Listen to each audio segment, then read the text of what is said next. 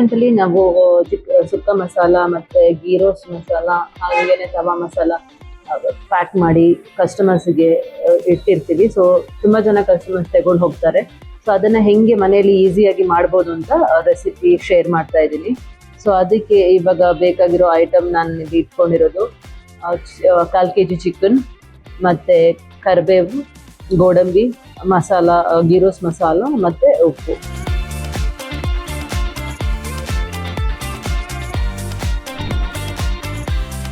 So ಅದಲ್ಲದೆ ಇವಾಗ ನಾವು ಚಿಕನ್ ಮ್ಯಾರಿನೇಟ್ ಮಾಡಿ ಇಟ್ಕೋಬೇಕು. ಚಿಕನ್ನ ಮ್ಯಾರಿನೇಷನ್ ಮಾಡೋಕ್ಕೆ ಇಲ್ಲಿ ನಾನು ಮೊಸರು, ಅರಿಶಿನ ಮತ್ತೆ ಪೆಪ್ಪರ್, ಸಾಲ್ಟ್, ಉಪ್ಪು ಹಾಕೊಂಡು ಮಿಕ್ಸ್ ಮಾಡ್ತಾ ಇದ್ದೀನಿ. ಮಿಕ್ಸ್ ಮಾಡಿಬಿಟ್ಟು ಒಂದು 10 ನಿಮಿಷ ನಾವು ಸೈಡಿಗೆ ಇಡಬೇಕು. ಸೊ ಚಿಕನ್ ಪೀಸಸ್ಗೆ ಚೆನ್ನಾಗಿ ಆ ಫ್ಲೇವರ್ ಎಲ್ಲ ಎಳ್ಕೊಳ್ಳೋ ತನಕ.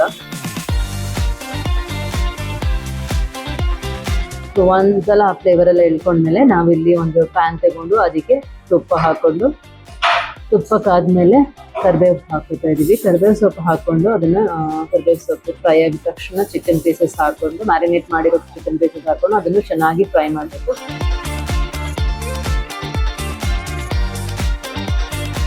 ಇದೀವಾಗ ಈ ಚಿಕನ್ ಪೀಸಸ್ ಒಂದು 10 ನಿಮಿಷ ಚೆನ್ನಾಗಿ ಬೇಯಬೇಕಾಗುತ್ತೆ. ಸೊ 10 ನಿಮಿಷ ನಾನು ಚೆನ್ನಾಗಿ ಮಿಕ್ಸ್ ಮಾಡಿಬಿಟ್ಟು ಆಮೇಲೆ ಮುಚ್ಚಿಡ್ತೀನಿ ಬೇಯಕ್ಕೆ.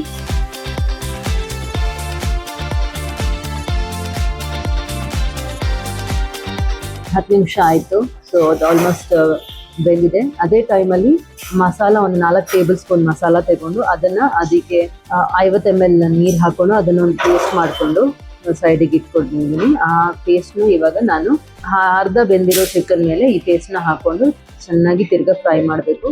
ಈ ಮಸಾಲ ಚಿಕನ್ಗೆ ಎಳ್ಕೊಳ್ಳೋಕ್ಕೆ, ಮಸಾಲ ಫ್ರೈ ಆಗೋಕ್ಕೆ ತಿರ್ಗಾ ಒಂದು 10 ನಿಮಿಷ ಟೈಮ್ ಬೇಕು. ಸೊ ಹಾಗೇನೆ ಚಿಕನ್ ಬೇಯೋಕ್ಕೂ 10 ನಿಮಿಷ ಟೈಮ್ ಬೇಕು. ಸೊ ಟೋಟಲ್ ಚಿಕನ್ ಬೇಯಕ್ಕೆ ಬೇಕಾಗಿರೋ ಟೈಮ್ 20 ನಿಮಿಷ. ಸೊ 10 ನಿಮಿಷ ನಾವು ಹಾಗೇನೆ ಫ್ರೈ ಮಾಡಿದ್ದೀವಿ. ಅದಾದಮೇಲೆ ಮಸಾಲ ಹಾಕಿ 10 ನಿಮಿಷ ಫ್ರೈ ಮಾಡ್ತಾ ಇದ್ದೀವಿ.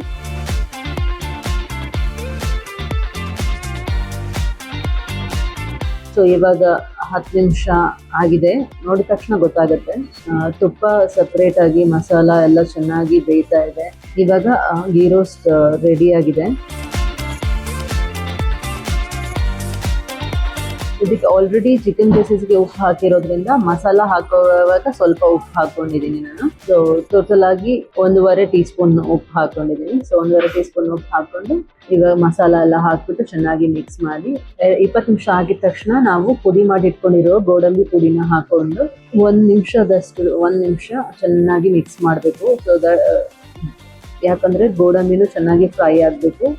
ಅದನ್ನು ಚಿಕನ್ಗೆ ಮಸಾಲಾಗೆ ಚೆನ್ನಾಗಿ ಎಳ್ಕೋಬೇಕು. ಸೊ 1 ರಿಂದ 2 ನಿಮಿಷದ ಕಾಲ ಅದನ್ನ ಚೆನ್ನಾಗಿ ಮಿಕ್ಸ್ ಮಾಡ್ಕೋಬೇಕಾಗುತ್ತೆ. ಸೊ ಇವಾಗ ರೆಡಿ ಆಗಿದೆ ಗೀ ರೋಸ್ಟ್. ಇದನ್ನ ಟೇಸ್ಟ್ ಮಾಡೋಕ್ಕೆ ಇವತ್ತು ನಮ್ಮ ಜೊತೆ ಬ್ಲಾಗರ್ಸ್ ಇದ್ದಾರೆ. ಸೊ ಅವ್ರಿಗೆ ಕೊಟ್ಟು ಅವ್ರ ಜೊತೆ ಕೇಳೋಣ ಹೆಂಗಿದೆ ರಿವ್ಯೂ ಅಂತ. ಸೊ ಅವ್ರ ಹತ್ರ ಟೇಸ್ಟ್ ಮಾಡ್ತಾ ಇದ್ದೀವಿ. ಬನ್ನಿ, ನಮ್ಮ ಮಸಾಲ ತಗೊಂಡು ಹೋಗಿ ನಿಮ್ಮ ಮನೆಯಲ್ಲಿ ಫ್ರೈ ಮಾಡಿ. ತುಂಬ ಚೆನ್ನಾಗಿರುತ್ತೆ, ಹೆಲ್ದಿಯಾಗಿರುತ್ತೆ. ನಮ್ಮ ರೆಸ್ಟೋರೆಂಟಲ್ಲಿ ಹೆಂಗೆ ಹೆಲ್ದಿಯಾಗಿ ನಿಮಗೆ ಸರ್ವ್ ಮಾಡ್ತೀವೋ ಹಾಗೆ ಹೆಲ್ದಿಯಾಗಿ ಮಸಾಲಾನು ನಿಮಗೆ ಸಿಗುತ್ತೆ. ಸೊ ಬನ್ನಿ, ಟ್ರೈ ಮಾಡಿ.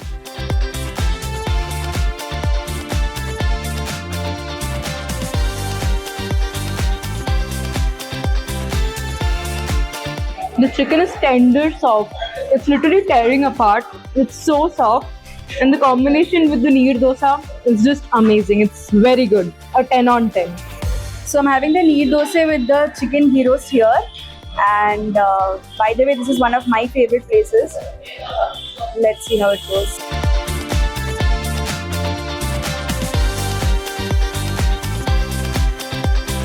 This is so good. Firstly, this is a great combination, and made with homemade masalas makes it even more better. I love the taste of this.